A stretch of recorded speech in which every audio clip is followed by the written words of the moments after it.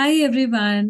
Welcome to Nursing Next Live, your digital coaching पाठशाला and I am Chetna, Faculty of Mental Health Nursing। और आज इस video में हम बात करेंगे कि पर्सनालिटी डिसऑर्डर्स को इजी तरीके से कैसे याद करना है। कौन से ऐसे निमोनिक्स हैं जिनसे आप इजीली इनको याद रख सकते हो, है ना। डिफिकल्ट होता है इनको याद रखना, समझना मुश्किल होता है। तो चलिए कोई बात नहीं, आज निमोनिक्स से याद करते हैं। तो सबसे पहले टाइप्स ऑफ पर्सनालिटी डिसऑर्डर्स, बहुत डिटेल में यहाँ पे बात नहीं करेंगे, अननेसेसरी हम वीडियो को ज्यादा लंबा नहीं करेंगे। Only thing is I am going to focus here just on cluster A. तो cluster A, cluster B, cluster C, हमें पता है कि 3 क्लस्टर्स होते हैं पर्सनालिटी डिसऑर्डर्स के। क्लस्टर ए कैसे होते हैं? क्लस्टर ए होते हैं ऑड थिंकिंग, एक्सेंट्रिक बिहेवियर। इसका मतलब है कि सबसे अलग बिहेव करना, अलग तरीके से बिहेव करना, और इनकी सोच भी कुछ अलग होती है। आप अगर हंस रहे हैं तो ये रो रहे हैं, अगर दूसरे लोग रो रहे हैं तो ये हंस रहे हैं। अनयूजुअल तरीके से बिहेव करना। मान लीजिए आप लोग सब बैठ के प्लानिंग कर रहे हैं कि चलो कहीं ट्रिप पे चलते हैं, 3-4 दिन घूम के आते हैं, पर ये क्या सोच रहे हैं बैठ के? ये सोच रहे हैं कि ये लोग पक्का से मुझे ना साथ में इसलिए लेके जा रहे हैं कि सारा खर्चा मुझसे करवाएंगे। तो this sort of thinking they have, odd and eccentric. क्या क्या डिसऑर्डर्स हैं इसमें? पैरानॉइड है, स्कीजॉइड है, स्कीजोटाइपल है। बात करते हैं कि पैरानॉइड, स्कीजॉइड, स्कीजोटाइपल को कैसे याद रख पाएंगे। ठीक है, तो चलिए बात करते हैं पैरानॉइड के बारे में सबसे पहले। तो पैरानॉइड को हम कैसे याद रखेंगे? पैरानॉइड को याद रखेंगे always have suspiciousness, grudges and doubts on people. Okay, तो जिसका मतलब है, ए का मतलब है एंगर। ये बहुत जल्दी गुस्सा हो जाते हैं, इनको दूसरों की बातों से बहुत जल्दी गुस्सा आ जाता है और इनका बिहेवियर हॉस्टाइल हो जाता है। ओके, एस मतलब ये बहुत ज्यादा शक करते हैं दूसरों पे, दूसरों पे विश्वास नहीं करते हैं। इनको लगता है कि दूसरे लोग इनका जरूर किसी ना किसी तरीके से फायदा उठाएंगे। जैसे कि मैंने एग्जाम्पल दिया, ट्रिप पे जाना है तो ये सोचेंगे कि ये सारा खर्चा मुझसे कराएंगे। आप अगर जल्दी जल्दी रेडी होके कहीं चले गए और ये अपने रूम में छूट गए तो सोचेंगे कि ये लोग मुझे साथ लेके नहीं जाना चाहते। तो सम सॉर्ट ऑफ डिफरेंट, कुछ अलग, दूसरों से अलग सोचते हैं। ओके, अच्छा, जी का मतलब क्या है? ग्रजेस। ग्रजेस का मतलब है कि अगर गलती से इन्हें कभी आपकी बात बुरी लग गई तो ये आपको माफ नहीं करेंगे, बल्कि मौका ढूंढेंगे कि कब आपसे ये बदला लें। ठीक है। D stands for doubts on loyalty, specially अपने क्लोज वंस, अपनी फैमिली, अपने फ्रेंड्स और अपने स्पाउस की लॉयल्टी पे इन्हें शक रहता है। इनको लगता है कि ये लोग इसको इनको धोखा दे रहे हैं। अगर वाइफ है या हस्बैंड है तो ये सोचते हैं कि पक्का इसका कोई एक्स्ट्रा मैरिटल अफेयर चल रहा है एंड शी और he is cheating on me. Okay, P, P का मतलब है इंटरपर्सनल रिलेशनशिप। भाई अब इतना कुछ अगर है तो किसी के इंटरपर्सनल रिलेशनशिप्स अच्छे नहीं चलने वाले हैं, जरूर अफेक्ट होंगे। तो इस तरीके से आप याद रखोगे पैरानॉइड पर्सनैलिटी डिसऑर्डर को। Always have suspiciousness, grudges and doubts on people. अब देखते हैं स्कीजॉइड कैसे याद रखना है। स्कीजॉइड याद रखना है I do not like social events. तो इससे ही याद रख लो और सोच लो कि भाई ये विड्रॉन रहते हैं, बिल्कुल अकेले रहते हैं बिल्कुल।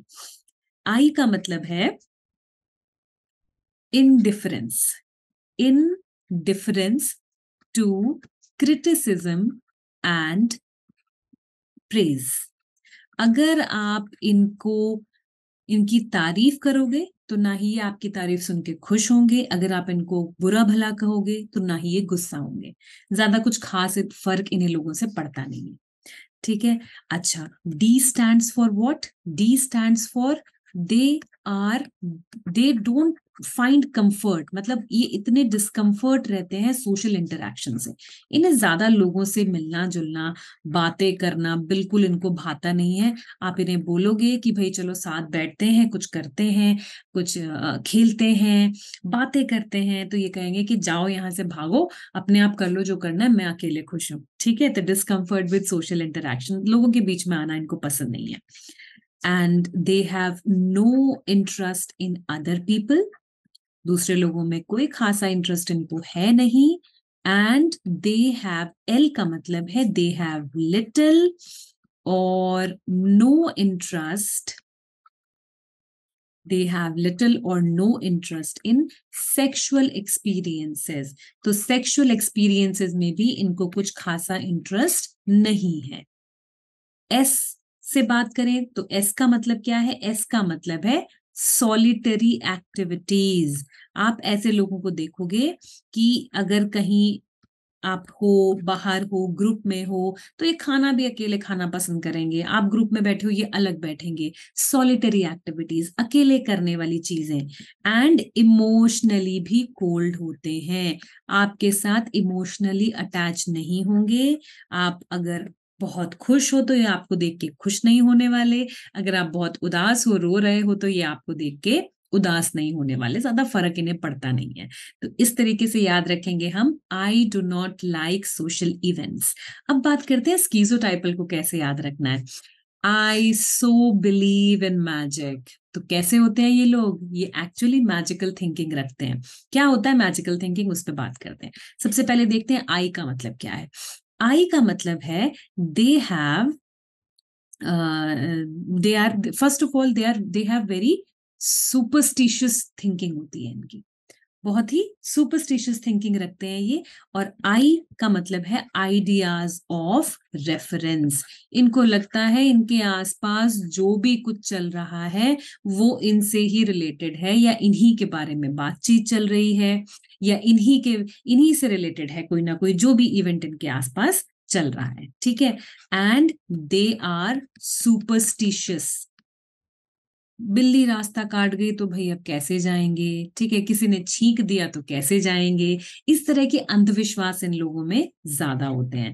इनकी थिंकिंग भी ऑड होती है. They have odd thinking. थोड़ा इनका ड्रेसिंग सेंस भी दूसरे लोगों से थोड़ा ऑड होता है. ऑड बिलीफ्स होते हैं इनके. ओके. आप बी को कैसे याद रखोगे? बिलीव को B, odd beliefs. And interpersonal relationship.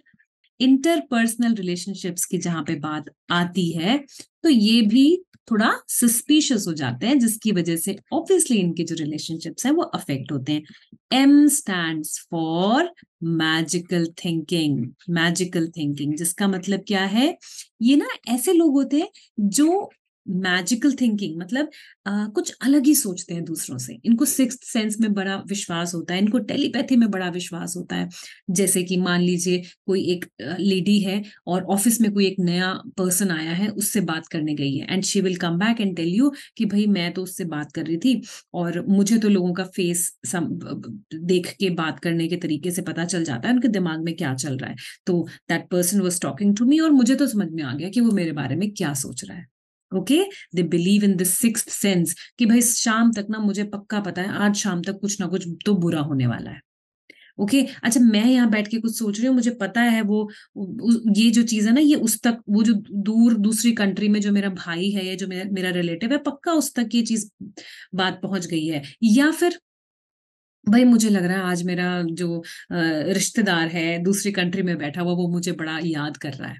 इस तरह की मैजिकल थिंकिंग होती है इनकी. ओके. तो कैसे याद रखेंगे स्कीजोटाइपल को? आई सो बिलीव इन मैजिक. तो ये रहे हमारे 3 डिसऑर्डर्स क्लस्टर ए के, और ये है हमारे निमोनिक्स जिससे आप इनको इजीली याद रख सकते हो. I hope you have enjoyed watching this video and keep watching for more such informative videos.